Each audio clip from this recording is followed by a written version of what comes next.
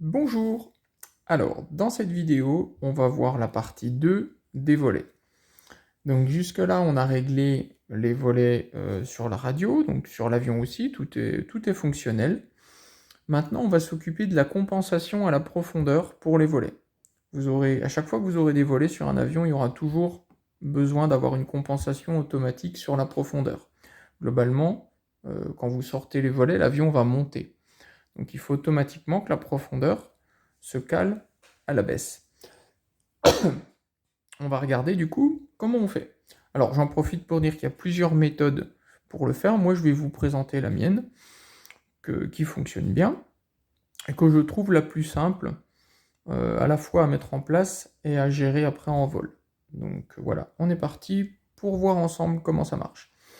La première chose, donc on vient d'abord sur menu, on arrive, on regarde qu'on a le petit astérisque sur Beaver, et on fait page une fois. On vient sur donc conf modèle en page 2 sur 13, et on va descendre juste regarder.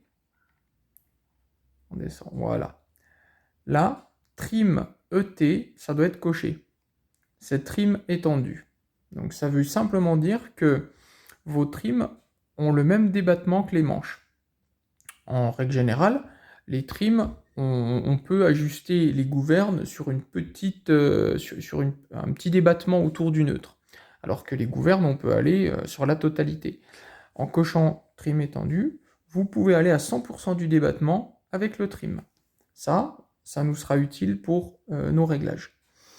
Une fois que ça c'est coché, on va aller dans la page des phases de vol.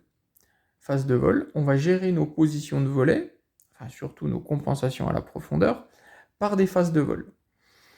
Alors, quand vous allez arriver ici pour la première fois, il n'y aura pas les noms, hein, moi je les ai déjà enregistrés, vous aurez juste PV0, PV1, PV2.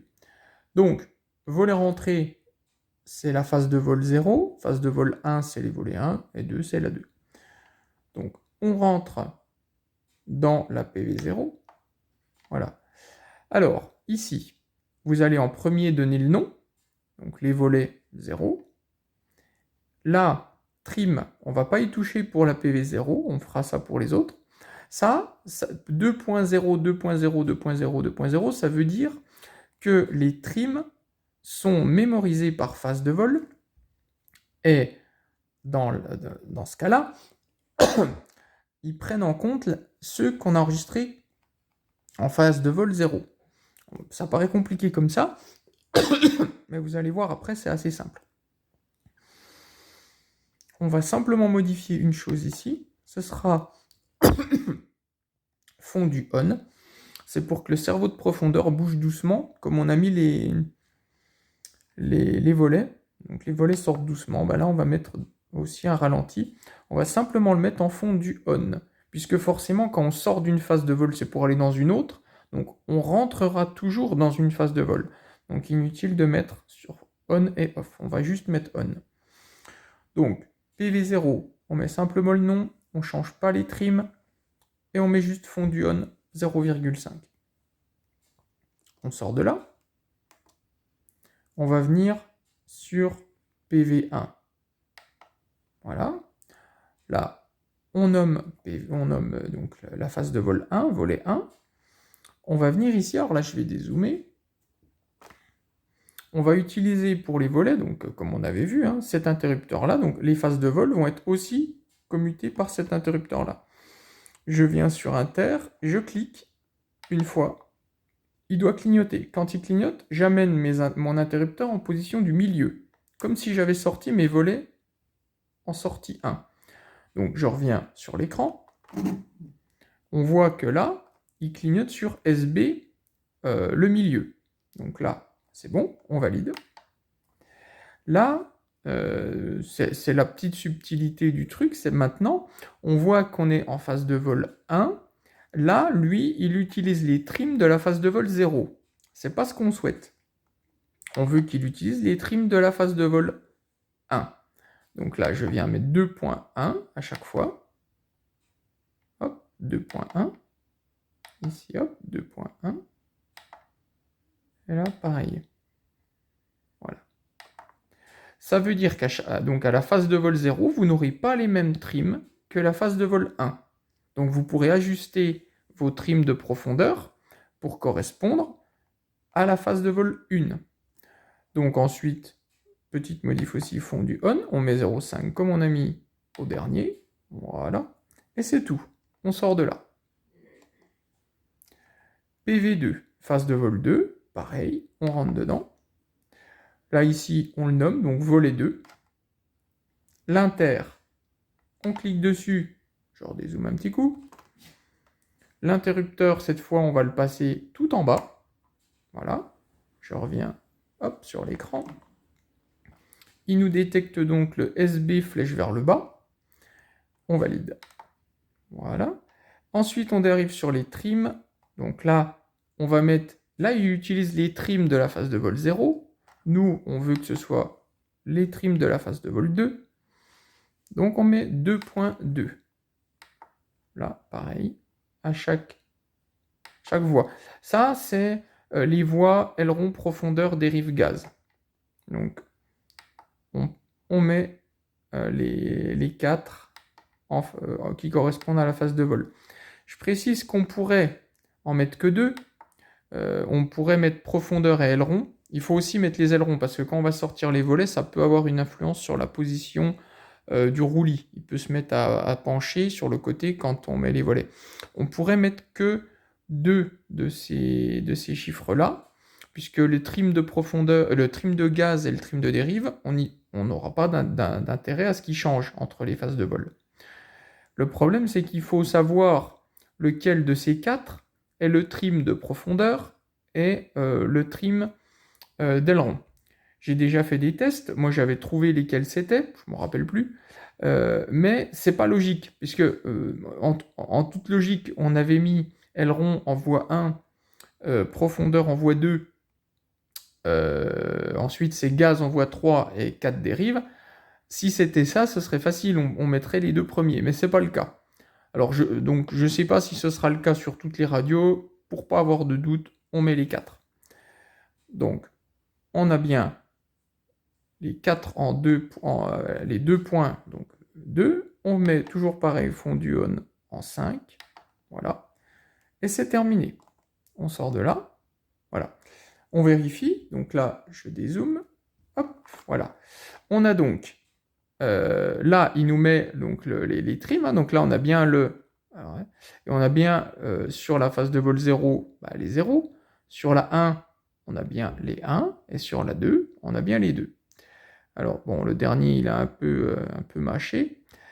Ici, on a bien les interrupteurs. Donc, on va bouger notre interrupteur. Je vais descendre un petit peu. Bouger notre interrupteur et on va voir que là, quand j'ai la phase de vol 0, donc quand l'interrupteur est tout au-dessus, c'est bien le PV0 qui est affiché. Donc, les trims seront ceux-là. Quand je viens en 1, c'est bien PV1 qui passe en gras. Et on voit en gras celui-là, c'est bien les trims de la phase de vol 1. Et quand je viens en 2, c'est bien la 2 qui s'affiche, SB vers le bas qui s'affiche, et les trims de la phase de vol 2. Ça, c'est déjà, voilà, c'est le réglage des phases de vol. Et maintenant, on a quasiment terminé, donc on quitte tout ça, voilà. On va revenir sur notre page où on voit les channels. Maintenant, on va simplement régler les trims. Donc, moi, j'ai pris mes réglages que j'avais sur le Beaver, donc je vais vous les montrer. Quand on est en phase de vol, volet rentrée, votre profondeur, elle est à 0. Alors, elle n'est pas réellement à 0, parce qu'après, vous avez peut-être modifié les subtrims dans le réglage du neutre, dans les sorties, hein, comme on avait vu dans la vidéo. Donc peut-être que c'est pas 0, mais on va partir du principe qu'il est à 0. Donc, volet rentrée, c'est à 0. Quand vous sortez les volets niveau 1, on doit être à moins 6,7. Moi j'étais à moins 6,7. Donc, on est d'accord que quand vous sortez les volets, l'avion monte, donc il faut piquer, il faut pousser vers le bas. Donc, je vais pousser pour obtenir à peu près moins 6,7. Voilà, j'ai moins 6,9 sur la profondeur qui est la channel 2. Maintenant, je vais arriver en channel 3 et je dois avoir moins 18,5. Donc là, je regarde actuellement, j'ai moins 13,9. Donc, je viens chercher moins 18,5. Voilà, j'ai moins 18,7. On va regarder ce qui se passe quand je passe en mode en volet 1 et en volet 0. Je vais revenir en zoomer sur l'écran pour qu'on voit bien. Donc, je rappelle, en 2, c'est la profondeur. En 6, c'est les volets. À moins 100, on est donc complètement rentré, volet rentré. La profondeur est lisse. Je sors les volets niveau 1. On voit que ma profondeur passe à moins 6,9. Mes volets sont à moins 40. Je passe en volet en bas. J'arrive à moins 18,7 et les volets sont à plus 9. Si on regarde la vitesse de défilement de la prof, quand je change les trucs, on voit que c'est pas instantané. Hein, il met du temps, comme il met du temps aussi pour bouger ses volets. Hein, on voit que... Voilà. Alors, c'est terminé. Donc là, le réglage de la compensation de la profondeur en fonction des volets est terminé.